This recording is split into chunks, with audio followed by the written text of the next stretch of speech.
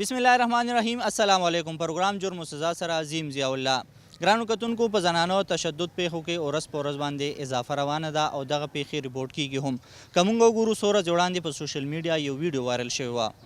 په دغه ویډیو کې دوه وروڼه راځي او په خپل خور باندې تشدد کوي. ویل کېږي دا په سوشل میډیا باندې چې دغه خور د خپل ورور نه په وراثت کې برخه غوښته. خو آیا دغه کې څومره حقیقت دی؟ په دې باندې موږ خبرې کوو دغه متاثره زنانه بدر سلطان سره چې آیا واقعي دی په دغه وراثت کې د وروڼو نه برخه غوښته، دغه ویډیو څنګه جوړه شوه، په دې باندې نورې خبرې وکړو دغه متاثره زنانه سره. زه به خپل کیریئر داسې آغاز وکړم 1980s نه، چونکې ابو زما پولیس کې و اور لوور کیټر نه راغلی و. نو مونږ څلور وروڼه وو، دوه خویندې، زه پکې سیکنډ نمبر باندې وم. زیات نیچر کې سنسیټیویټي وه. نو ایف ایس سی نه بس ته ما وکتل زموږ د کور حالات بالکل سټیبل نه دي که نه. نو ما ټیوشنز وغیره شروع کړه، کور کې باقاعده یو اکیډمي ما جوړه کړه او ورسره بیا 82 کې ما پالیټیکنیک کې الکترونکس کې ایډمیشن واخیستو، ورسره مې بی ایس سی کوله. نو بیا 86 نه ما پالیټیکنیک انسټرکټر ولګېدم، اپ ټو 90 پورې زه انسټرکټر وم. او بیا 90 کې ما پی ټي وي کې زما انټرویو شو، نو هلته زما سلیکشن وشو اور ایز انجینیر. نو 92 2020 ستمبر باندې زه پی ټي وي پېښور کې وم او سینیئر ټلویزیون انجینیر ریټایر شوم هغه ځای نه. دا زما سټرګلز وو. وروڼه زما ټول واړو، هغې ټولو ودونه ما وکړه. بیا چونکې زما بچي واړو، زه ورکینګ وومن وم، زه به چې کور هغه ته لاړم نو میډ به ما سره وه، خو چونکې ما دونه لوک آفټر نشي کولی میډ که نه، نو هغې دپاره ما وی چې ما لکه ما سره کوم خپله مور به زیاته ما سره پاتې کېده. نو زما والد ما ته ووایي چې وای ناټ مونږ یو کور هغه کړو که نه. نو دا کور اخیستو دراصل ما، خو بیا والد ما سره شامل شو. نو دغه شانتې ما لون واخیستو. اوس زموږ پی ټي وي خپله یو سوسایټي ده، کریډټ سوسایټي ورته وایي، هغې نه ما لون واخیستو او دغه شان ما ابوجي هغه کې اکاؤنټ کې پې کراس چیک هغه ما کراس چیک هغې ډپازټ کو. زما وروڼو دا خیال دی چې دې سره پروف نشته که نه. نو 2004 کې موږ دا کور واخیستو. زما والد ما ته وی چې دې کې به بالکل به ته به دل تا سره واړو د چا کار هم نه که نه، او ظاهره ده په کار هم نو چې و. نو دا کور ټول ما رینوویټ کو 2004 کې چې ما واخیستو. نو ودن 2-3 منثس کې ما 1 लाख روپۍ په دې ولګولې او هغه ما فل رینوویټ، کارپیټینګ اور وائٹ واش پینټ مې کړو. اور ودن 4-5 منथ کې زما پلار چې وکتل چې کور یې پوره دی سیټ کو، پکې ولګېده، موټر ولګېده، اوبو هر یو شیز. نو هغه بیا هغې نه بس هغه زما دا رور یې پکې شفټ کو چې دغه یو پیسه مو نه لګي که نه. نو بس دغه شانتې بیا هغه ما ورته ووایي زه خیر لکه انډیپنډنټ ما زه به بیل میټر ولګوم، هغې باندې هم د هغه ما سره به نه هغه کېدو چې بل به تر فول ورکړې که نه دغه شانتې. نو دا 2004 ټول هغه باندې زما څه مجبوریانې وې چې هغې د وجې نه زه نشم هغه کېدی. دې کې دوران کې ته یو دوه چې ډېر زیاته ټارچر شم، شفټ هم شوتې، خو بیا څه مسایل راغله زه بیا واپس رالم. خو لکه ما ته مسایل د پلار د طرفه هم صرف دی د طرفه نه دي دا، چونکې پلار یې کولم نو بچي یم سیم هم هغه، او دا سنګل اټمپټ نه دی که نه، دا 4-5. لیکن چونکې ما سره ایویډنس به نو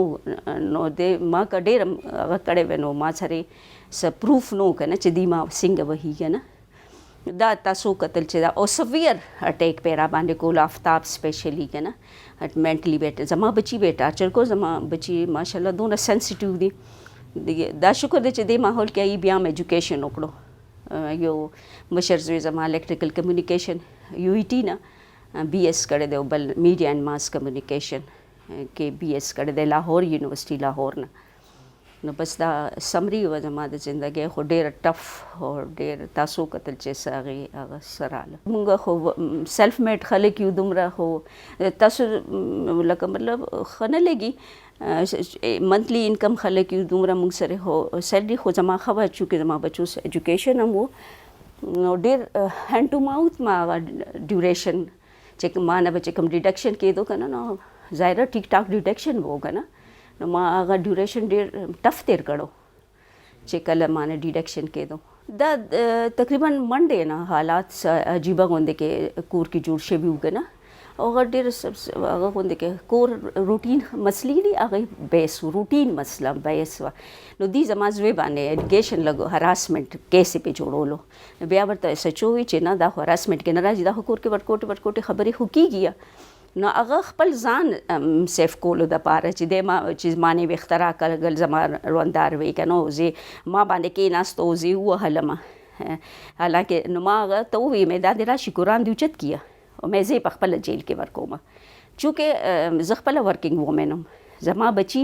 دې ته ما همیشه نصیحت دی چې فیمیل چې هغه څونه بدتمیزه بلکې زه ورته یم مړه فیمیل خو بدتمیزه خوند کوي که نه خیر دی سړي برداشت کوي که نه هغې ناز نخري اوچتوي خلک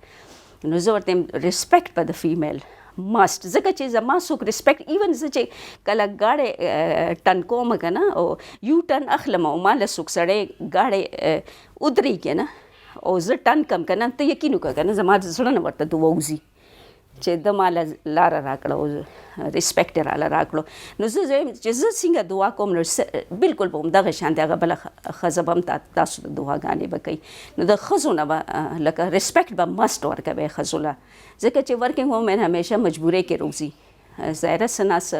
مسایل یې وي نو جاب کوي که نه که مسایل به نو ما ته لږې ښځه زیاته تحفظ کور کې فیل کوي زیات پیسفل کور کې نو زه دې ته همیشه وایم چې نو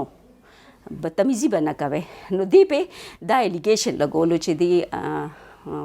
ما نه ویښته راکاږل او ما باندې نو ما ورته را دي شي او نور سم نه وایم د زوی په سر قسم دې راته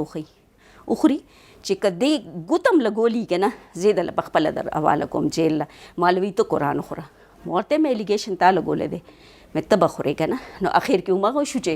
ایس ایچ او ته هغه ایس ایچ او که ایس آی او که څو هغه ورته اډمیټ کو اخر کې چې نه بس ما هسې ویلې دغه ډېر عجیب عجیب ورکینګ وومن او لږ چیپ لګي دا خبره صفایي ورکوټې غوندې خبره باندې شوې وه چونکې جاینټ فیملی کور دی نو دا ما بي ما سره اوسېږي نو دا بلکل هم کنټریبیوټ دی نه کولو اکتوبر نه نو ما ورته مې ټیک ده ما سره هغې سلوش د دې رور ته ما آواز که ما ورته ووایي چې تاسو لکه د مسلې حل راوباسئ که نه چې یوز کېږي نو او بیا ما کار والا کس ساتلی دی ما سره کس دی هغه صفایي کوي خو چونکې هغه 15-20 ورځو نه لاس باندې دانه وه نو زه اګزاست شم ظاهره زه 60 پلس یم ما کې دونه طاقت نشته کور لوی دی صفایي زیاته یې نو ما دې ته ووایي چې صفایي لکه د مسلې خو دې هغې سلوشن رو نه ویستو که نه چې نه به کوم به نو بیا ما ورته ما سوچ کول چې د دې سلوشن څه کېدی شي مې زه داسې چل کوم چې دې ته وایم چې بېشک مه کوو صفایي چپلې به وباسې بس چې کله ما فرش صفایي کړي ته به چپلې وباسې نو هغه په دې باندې دا خبره ډېره هغه شوه چې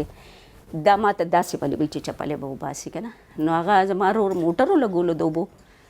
او زه یې ټول د خټې کو که نه هغه ځای نو ما وله رالو مې افتاب مې ما صفایي فرش کړې ده او مې دا ځای دی چې کومې خټې کې که نه بس جسټ دا صفا کا نور څه نو دې هغه خبرو کې دومره د دغه خبرو کې دومره کانفیډنس و هغه و که نه ما لکه وی خندل یو قسم لکه نه او طنزیه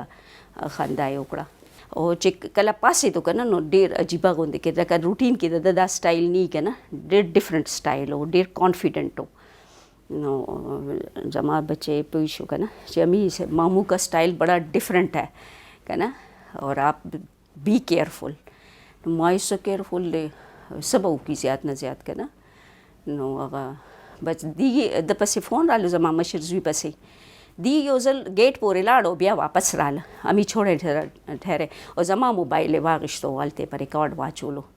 که دی 3 منټه مخکې لږ لیټ راغلی وی نو ما موبایل راغېستو ما پې کال کولو دا د دې ډاون فال شروع شو زما روغ نیت زما سنسیارټي زما ډیووشن د دې مخې ته زه وایم که نه صبر پل همیشه میلاویږي ځکه چې زما پلار زه کوم ټارچر کړی یم که نه ایون فایر یې را باندې کړی دی د بل په سر باندې چې ته به بل به ورکې او بل به چونکې ایسی فیملیز دوو نو AC به لګېدل، ماله پرمیشن نو چې ته به AC نه لګې.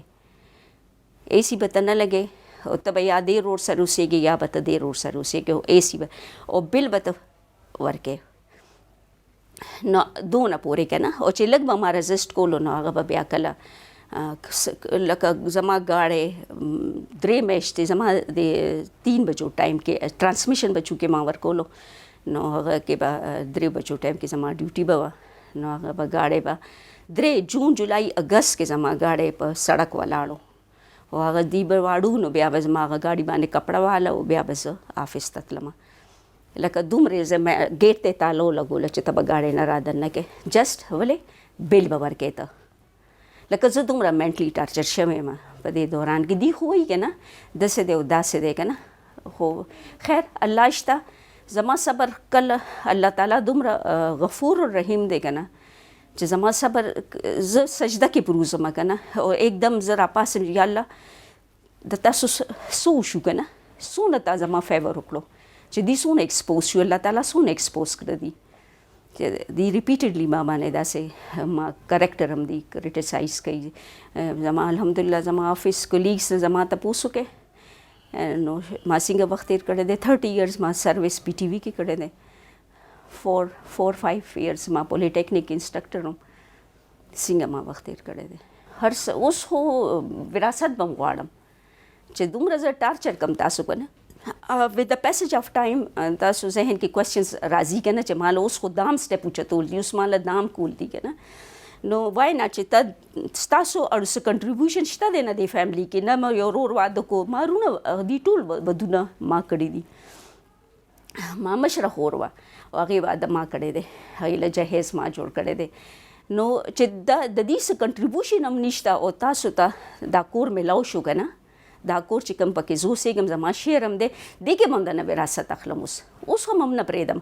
ځکه چې زما عزت تاسو زما ریسپیکټ نه کوئ نو زه بیا تاسو ته ولې تاسو سپیر کړم. دغه شانتې ابوجي څه عجیبه غوندې کې هغه کار کړی دی. نو ریګیلل ما زموږ 10 مرلې پلاټ دی ایم د پسې لیکلی دی. کوهاټ 1986 کې اخیستی شوی دی. دا کوهاټ چې دی د زما په خیال میکسیمم 8-9 سالو به او هغه ټول 100% زما پیسه وه ځکه چې ما به ګټله او ما به پلاټ له ورکوله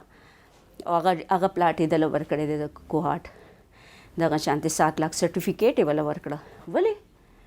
ما زما چېرته په ډایري کې ابجي یو شیز لیکلی دی چې دا پیسه دلته دا راغلی دا آفتاب دا کړی دی، آفتاب دا کړی دی، فلانی دا کړی دی، چې زما چېرته نه دی منشن شوی چې تا پیسه ماله یو یعنی ایون 100 روپۍ هم نه ده منشن کړی چې دې ماله را کړې ده او هغه له ما په لکونو ورکړي دي پیسې. مونږ هاوس ریکوزیشن چیک راځي که نه، هغه ورځو کې 91 کې ما 2 کالو چیک به 75,000 ټول ما والد ظاهره زه جینه وم ما پیسه کول به نو هغه به ما ورکړي دي بله.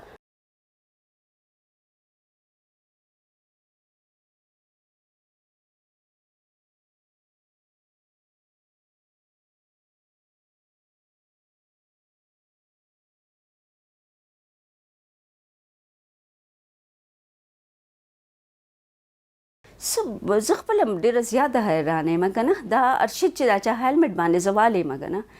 زه دومره حیران یم. سوچ کوم ما له یو پوینټ وښایې که نه، د یو میاشت مخکې د کرونا هاسپیټل کې اډمیټ و. اووه ورځې ما کور کې ختم د ښځې به مې راوستی او ما قرآن ختم کولو. اووه ورځې چا راته ویلي چې اووه ورځې دا ختم وکړه. اووه ورځې به ښځې راتلې او هغې له به ما ارینجمنټ د چای او هر څه کولو. بیا اخر کې یو ګرانډ قسم هغه ما خیرات وکړو چې زما روح په جړاګانو ما دعاګانې غوښتې دي. زه هغه شکل ته ګورم که نه چې ته ولې که نه ته ماته ریزن ووایه که نه. ګوره یو شیز پرابلم راشي که نه د هغې 10 حل دی ښه طریقې سره چې ته حل کول غواړې که نه، خو دلته هغه نشته که نه بالکل. دا ما په هغه DRC فارم باندې دا ما بوتلو دی. بیا ما IG انسپیکټر جنرال هغې له ما اپلیکیشن ورکړی و 2017 کې 16 شاید. دغه ته اوس دغه وفاقي محتسب له ما ورکو چې څوک راشي که نه خو زموږ مسله حل کړي. فیملی کې مې کسانو ته مشرانو ته وویلې. سو دی په یو پوینټ زما وروڼه داسې نه دي زما د مور تربیت داسې کېدی نه شي. دا لاس خو زما فل دومره پړسېدلو پټۍ لګېدلې وه فل هغه شی خو شکر دی زما زوی ما د نیکسټ ډے وی مې امي ستا سکن څومره زبردست دی چې لګي نه که نه چې دا دومره تشدد تا باندې شوی دی. فیس زما دا ټول پړسېدلی و. دا ظاهره هیلمټ ریپیټډ وارو دا پوزه زما هغه وه او دا لاس خو زما اوس هم کار نه کوي څه پرې څه نشم اوچتولی. ټیک دی چونکې هغه لرې ده اسلام آباد کې اوسېږي خو ریسپیکټ خو دی یو قسم نه ورکوي. ریسپیکټ خو یو هغه غریبه شپږ میاشتې پس راشي هغې له یو کپ چای څوک نه جوړوي. لکه ډېر چیپ خبره ده که نه ده خلک عام خلکو له راشي نو صف کوي که نه دی دا شیزونه هم کلکولیټ کوي که نه نو بس بیا داسې حالات خو ځکه خو راله که نه مطلب دی د ایکسپلین کولو ضرورت یې نشته دی دې شیزونو ده.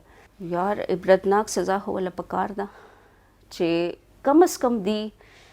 مذاکرات ټیبل باندې راشي او د دې دا وایف کې چې دا تکبر او د دې هټدرمي چې کومه ده که نه دا ختمه شي بس او دی لږ دی کې ډاون شي. خو دی کې اوس هم نشته هغه دی باندې فرق نه دی راغلی. ما ونه کتل که نه چې دی دواړو کې څه فرق راغلی دی. ای دا وایي چې بس څه چلو شو بس یو 2 ورځې کې به راشي زما خاوندان. ما او زما زوی څونه سفر شو دا خو پبلک ورسره ودرېدو حکومت خو ورسره نه دی ولاړ. هغه رالو اس اس پي که نه نو فیس ریډینګ ما وکتل جسټ هغه نه هغه پبلک ته ښولو دپاره چې ګوره زه لاړم هغې ما تپوس وکړو تصویر یې وویستو را سره زه ناست وم سایټ ته زما زوی پکې انکلوډ کړو او هغه فیس ریډینګ نه ما ته پته ولګېد چې جسټ نمایش نتھنګ ایلس او لاړو. ویل دا مسله چې دا آئی تھنک ما چې کله نه دا هوش سنبھال کړی دی اور دا مسلې روانې وې اور کټ اټ شارټ چې دا ده چې د نیکه د وفات نه پس 2015 نه حالات ډېر زیات خراب شوي وو نو دا وایلنس په امي ډېر زیات کېدو او دا فرسٹ ټایم نو فورتھ نه ففتھ ټایم اور یو خاص پیټرن و په وایلنس کې چې کوم مونږ آیډنټیفای کړو دواړو روریانو. فار ایگزامپل چې یو خو مونږ دواړو روریان چې په کور کې بنو اله به کېدو اور سیکنډ دا چې مونږ به رالو نو دوی به کور کې نو بیا نو دا پیټرن و اور چې مونږ ان کیس هیلپ له لاړو هغه ته پولیس سټیشن ته نو ایف آئی آر به نه درج کېدو رپورټ به نه غوښت هغه به 107 دفعه کې به خلاص شو. نو مونږ زما کشر ورور میډیا اینډ ماس کمیونیکیشن کړی نو هغه دا ایکچولی هغه د آیډیا وه چې فرام ناو آن وی ویل ریکارډ دس هول تھنګ. نو حالات چې خراب وو نو دا زموږ یو پریکټس و مونځ په شان دی روزانه چې مونږ دا ویډیو ریکارډ کوله چې کله مونږ دواړه بنو کور کې نو یا نو دس از هاو مطلب دا ویډیو ریکارډ شوه. حالات چې څنګه ما درته وویل تاسو ته چې حالات یو هفتې نه خراب و ډېر زیات نو مونږ چې دا پریکټس ویډیو ریکارډینګ به کولو مونږ اور چې کوم ورځ باندې انسیډنټ شوی دی هغه ورځ باندې ما ته کال رالو د ملګري او ډېر ارجنټ کار و نو زما کشر ورور چې دی هغه غصه ناک دی نو زه په هغه یارېدم چې دی چېرته ریاکټ نه کړي غلط طریقې سره نو ما هغه ته وویل چې ته ما سره راشه او مونږ ځو او راځو. نو هغه هماغه پریکټس وکړو چې ویډیو په ریکارډ کېښوه او مونږ لاړو او مونږ به زیات نه زیات 10 منټه به هم نه تېرې کړي بار او واپس چې مونږ ته پته وه چې حالات خراب دي مونږ واپس زر رالو. نو چې څنګه کور ته دننه شو نو د امي آواز ما واورېدو چې ارسلان الرټ شه نو دننه نه د ګراج نه هغه کس هیمر والا کس ووتو چې کوم تاسو په ویډیو کې ګورئ سپینې کپړې اچولې و هغه ټول د وینو نه ډکې وې نو هغه پسې امي ووته نو امي شي واز ریلی ان بیډ کنډیشن ډېره زیاته بد حال کې وه او خوله یې وینو نه ډکه وه دا پوزه یې ماته وه دا سر یې وینو نه ډکه وه. نو ما ورته وویل چې دا تا ولې وکړو که نه ته په مطلب وی کین ټاک اباؤټ دس که نه وای وایلنس نو هغه هی واز ټراینګ ټو پرووک می ما ته کنځلې وکړې ما ته مزه پوه شوی وم چې هغه دا خبره نور هم خرابوله هلته زما شاته ورور هغه دا مطلب هی واز هغه هم ډېر زیات اوبویسلی چې امي ته وکته دومره په بد حال کې نو هغه هم غوسه شو نو انیویز هغه ما څه طریقې سره بل ماما ته وویل چې یاره که تا دا کس کول ډاون نه کو نو دا نن به څه مړې به وشي که نه ته دا غواړې نو لیټ اټ بي مونږ به بیا جګړه وکړو نو هغه په خندا شو که نه طنزیه خندا نو زما رور هغه باندې لاس واچو نو زما رور په ډیفینس کې هغه لاس والا تاو کو دیکه والا ورکا نو هغه ویارېدو د زما رور نه بیکاز هی از ا سپورټس مین نو هغه ویارېدو نو هغه نه پس هغه شاته شو نو چې ما ورته سیکنډ ټایم وویل نو هغه خبره زما ومنله اور هیمر والا کس سے شاته کو که نه نو زه چې رور مې دننه کو نو هی واز obviously shouting ما باندې چې تا دا ولې ما زه نه پرېښول چې زه اټیک کوم ور باندې انیویز ویډیو چې مونږ وکته ما سپاټ باندې ما وی اله ویډیو چرته ده چې موبایل مونږ کېښو نو چې یاسر منډه کا ویډیو وکته نو ویډیو چې څنګه فارورډ کا وایي چې دا چنک و دا یو ویډیو ایکچولی دا 10 منټس ویډیو وه نو هغه صرف چنک مونږ اپلوډ کړی وه میډیا سوشل میډیا باندې نو هغه چې څنګه فارورډ کړ نو هغه هلته ځای کې پلی شو چې کوم ځای کې هغه هیډ باندې د امي باندې په هیمر ولي نو یاسر لاس his کنټرول او دی به منډه کا که نه ما هغه ته وویل چې یار ګیو می ان اور زه به دا هر څه زه به دا ویډیو وایرل کم اور وی ول ګیټ جسټس که نه ګنې زه به در سره راشم او مونږ به دا وژنو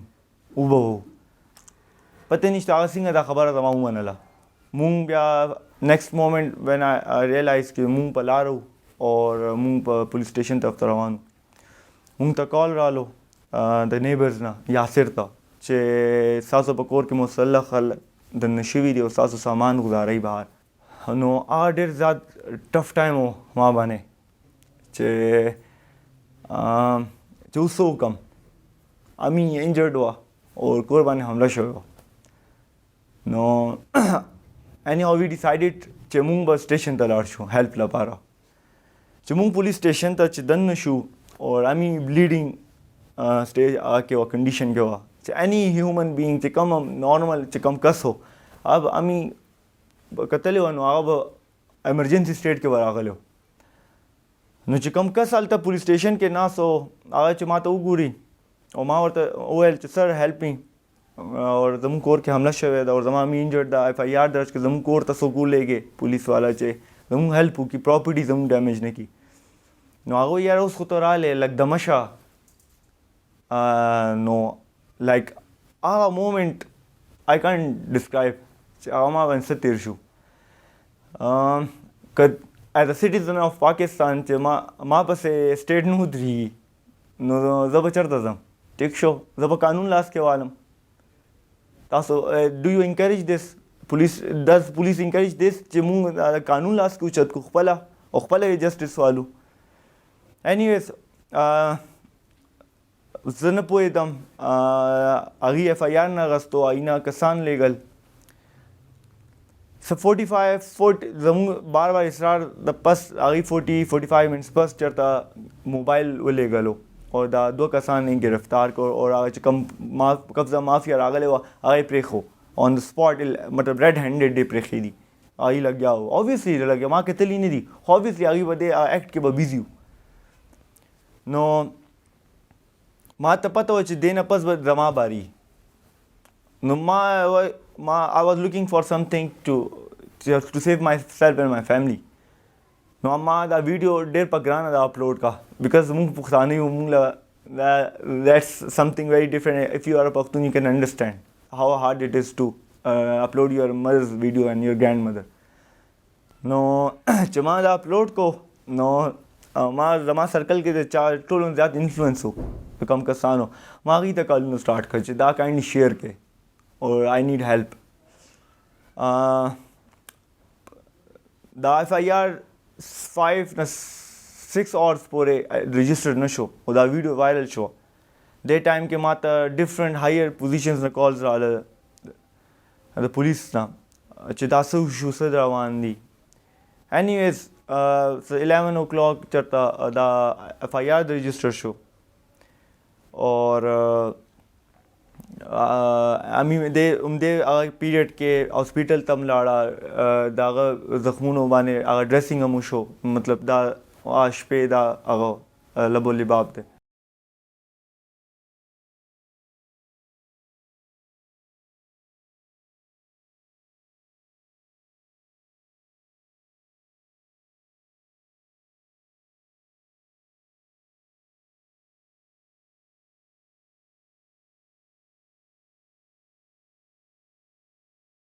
ویل ټو بی ویری آنیسٹ دا زما په ایگزیکٹ ټایم ماته پته نشته 5 نه پس 6 مینس کې چېرته شوې ده دا. if I see the time of video now I can tell it exactly چې دا څه ټایم شوی خو ایف آی آر 11:30 رجسټر شوی خو پر ایف آی آر چې کوم ټایم دی هغه 7-8 o'clock دی. جی ډیمیج شوی دی کیش روک شوی و سونا روک شوی و زمونږ د گاڑی اوریجنل ډاکومنټس روک شوي سونا بیا څه وخت پس هغه شو ریکور شو خو کیش نه ریکور شوی او ډاکومنټس هم 2 million جی 20 lakhs. ویل زه ایجوکیټډ کس یم اور زه به لکی یم چې زه خپل رایټس لږ ډېر پیژنم. هغه به روشنۍ کې زه به دا وایم چې ما چې څومره اسسټنس ما ته پکار و د پولیس طرف نه کم پروټیکشن پکار و هغه ما ته میلاو نه شو چې کم ټایم کې ما ته پکار و. مطلب ویډیو کې ډېر کلیرلی سین چې اټیمپټ ټو مرډر شوی دی اینڈ دے آر پولیس وایي چې نه اټیمپټ ټو مرډر نه دی دا. او څنګه چې زما مې تاسو ته وویل چې دوی مونږ ته دا خبره کړې ده په میټینګ کې هغه نه یو 2 ورځې پس او ایس ایس پي انویسټیګیشن سره مونږ دا خبره وکړه چې دا مونږ تاسو باندې احسان کړی چې دا ایف آی آر مونږ درج کړو ګنې دا خو د ریپورټ خبره وه دا دومره سیریس خبره نه ده. اور بله خبره دا چې زه کول غواړم چې زه ایس ایس پي انویسټیګیشن سره زه ناست وم او ما هغوی ته دا ریکویسټ کولو چې دا دفعې اپګریډ کړي بیکاز دا چې کوم دفعې لګېدي دا بیلیبل دي او چې کوم حرکتونه هغوی کړي دي هغه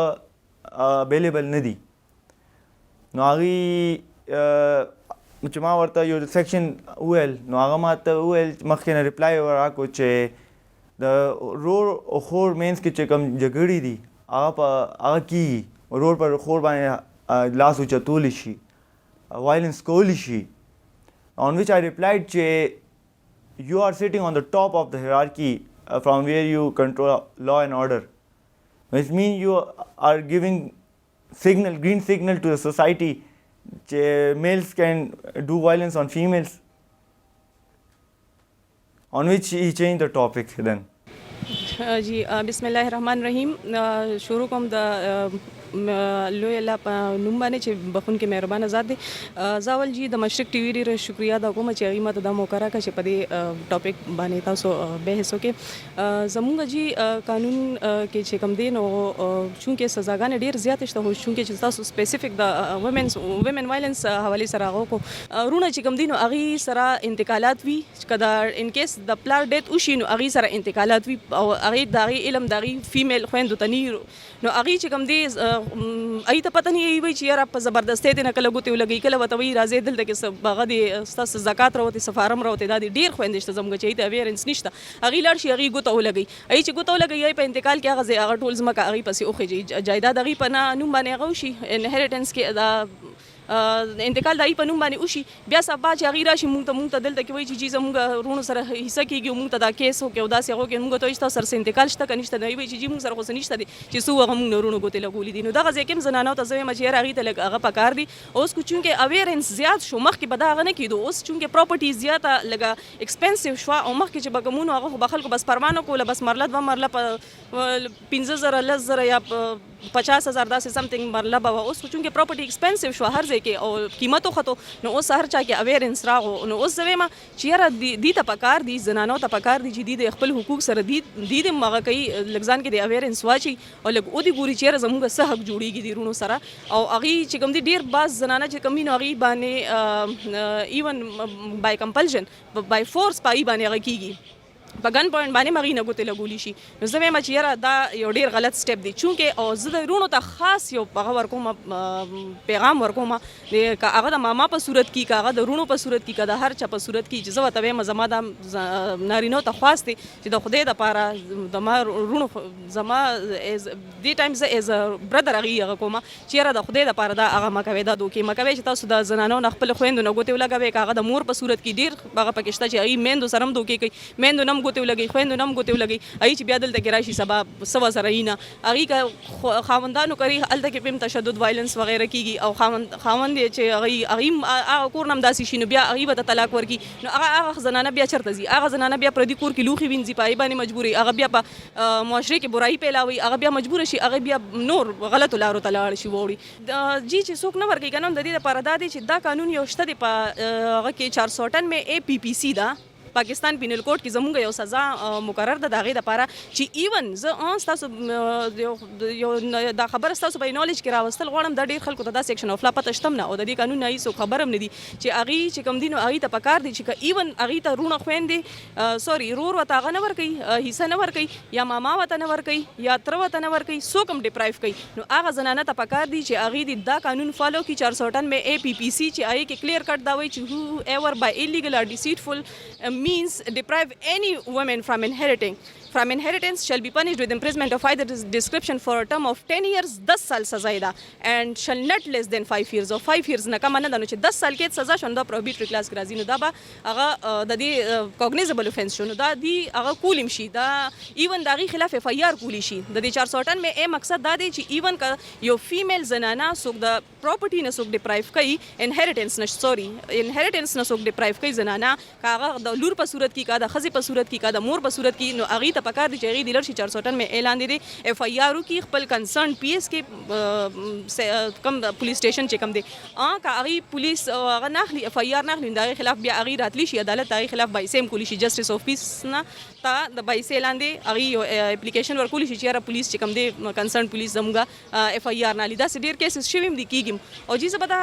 ستاسو هغه کې راولم چې زموږ قانون دی ته په دې کې 1 million روپیز فاین هم مختص کړی دی که نه، نو چې 10 years سزا شو 1 million روپیز شو، نو دا خو سزا ډېره سخته ده، خو د دې قانون چونکې پته نشته، اویرنس نشته. زه یم چې دا 498 دی دا رایټ دی قانون دی ته یو حق ورکړی دی زنانو ته، نو دی دا حق ایکسرسایز کی.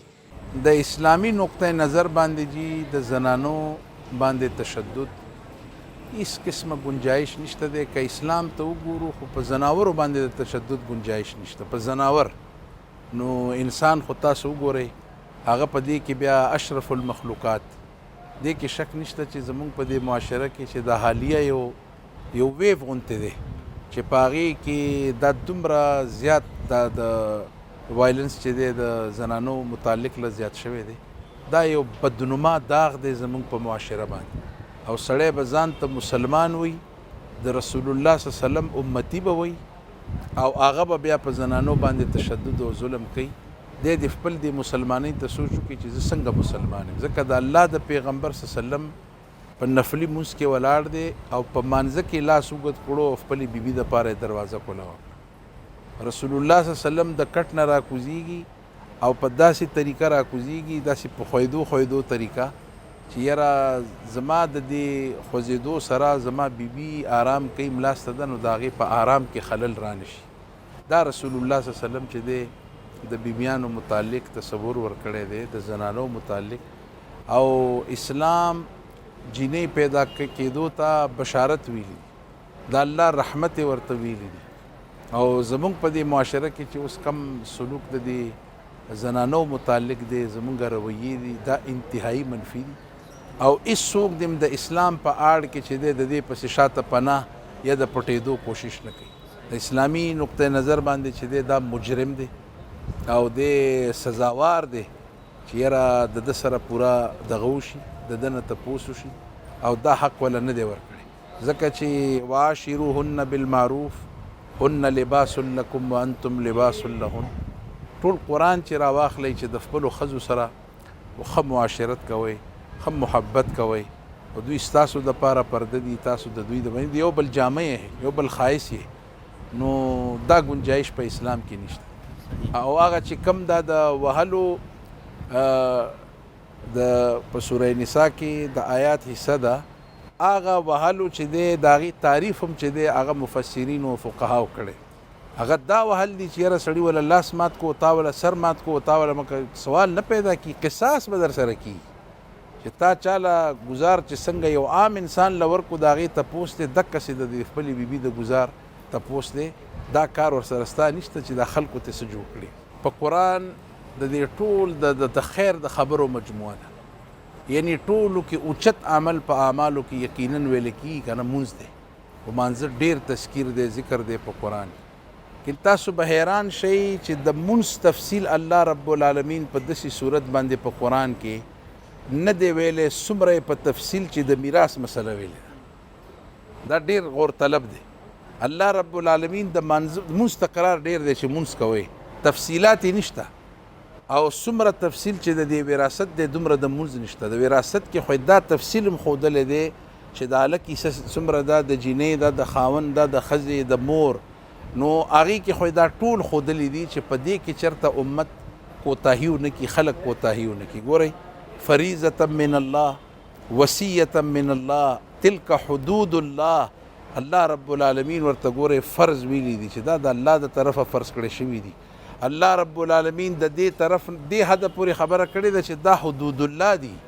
دا لیمټس پورې چې چېرته کراس نه کړي چې ته خپلو ښځو له خویندو له تاسو چې دی وراثت کې حق ورنه کوي که دا وکړو نو یعنی تاسو به د حدود الله نه تجاوز کوئ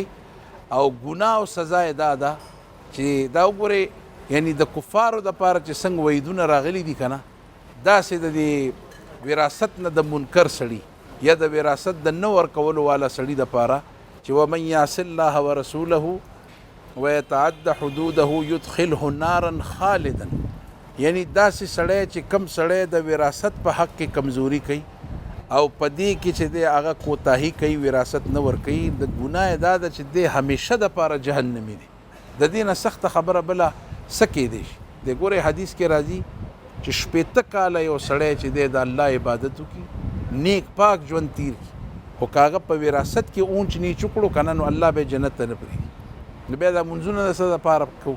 نو ما درخواست دی ستاسو د چینل په توسط باندې چې د الله او د رسول خاطر وکئ اسم په دې بهر دنیا کې او په دې معاشره کې وګورئ زموږ دپاره دا خبرې چې دي دا د ذلت باعث ګرځي چې څنګه مخلوق دی روزانه یو ویډیو وایرل کېږي لګیا ده دا کېږي او دا کېږي دا پښتانه څه کوي او مسلمانان څه کوي لګیا دي نو زمونږ دپاره خو زمونږ د شریعت زمونږ د اسلامي تعلیماتو کې هم د دې گنجایش نشته زمونږ په کلچر او په دستور کې هم نشته نو بیا ولې کوو یعنی تاسو وګورئ چې یو سړی چاته دا آواز ورکړي چې ته ډاکو یې نو خلک څومره خفه کېږي دا چې خلک چا پسې څه داسې ریمارکس پاس کړي نو هغه وایي زه د حد کې عزت دعوه کوم ځکه ده زما دا کړي لیکن بله وله کم نوم ورکو چې یو سړی زه ستاسو نه یو شیز وتښتو یې دنه لوټ کم یې دنه واخلم یا ستاسو امانت ما سره دی او زه نه در کوم نو قرآن وی حدیث مونږ ته څه وایي قرآن وی دې سړي ته خاین وی خاین چې خیانت کوي څوک او چې څوک پیسې والي وتښتي نو مونږ ورته څه وایو ډاکو وایو چا چې قبضه کړي نو وایي دا قابض دی او دا غاصب دی نو دا خبرې خو به کفارو پورې مشهور وي د جاهلیت په دور کې مسلمان په معاشره کې او مسلمان دی چې دی د مسلمان سره دا کوي انتهایی سخته ګناه ده دنیا او آخرت چې دی خپل خرابول دي دنیا به هم خدای خرابوي آخرت به خرابوي او دا یو خبره زه وکمه چې کله پلار مړ شو د پلار درېیمه وشو 3 ورځې غم دی د دې نه پس یو تسبیح یو پن چې دا د پلار په ترکه کې پاتې دا هم تاسو سوچ وکئ چې په وارثانو کې یو وارث نشي استعمالولی دومره نازکه خبره یو رومال دی د پلار نه پاتې دی دا به په دې ترکه کې چې دی دا ټول تقسیمیږي دا به ښودلی کېږي چې هلکه دا یو رومال دی د پلار پاتې دی که دې نور ورته په رضامندۍ پرېښودو نو ټیک ده که نه نو دا به هم په تقسیم کې راځي دومره نازکې خبرې دي خو څنګه خلک خوري که څوک یې خوري مکمل حرام خوري بالکل حرامه ده ګرانو کتونکو تاسو وکته چې نه خو د اسلام قانون څوک د وراثت د حق نه محروموي او نه د پاکستان قانون په اسلام کې هم او د پاکستان په قانون کې هم د وراثت حق هر چا لپاره ډیفاین شوی دی چې خور ته به څومره ملاویږي رور ته به څومره ملاویږي دغه شان مور ته او د پلار پکې څومره حصې دي په دغه باندې ټول ډیفینیشنز او ټول هر څه دلته کې موجود دي موږ سره کوم ګورو نو ګرانو کتونکو پکار دا چې دغه د وراثت حق چې کوم دی هغه ټولو ته په وخت ورکړی شي نه به انسان صرف خپل غاړه خلاص کړي بلکې دغه رشتې به هم قایمې او دایمې پاتې شي د پروګرام وخت سرته رسي اجازت غواړو د الله پامان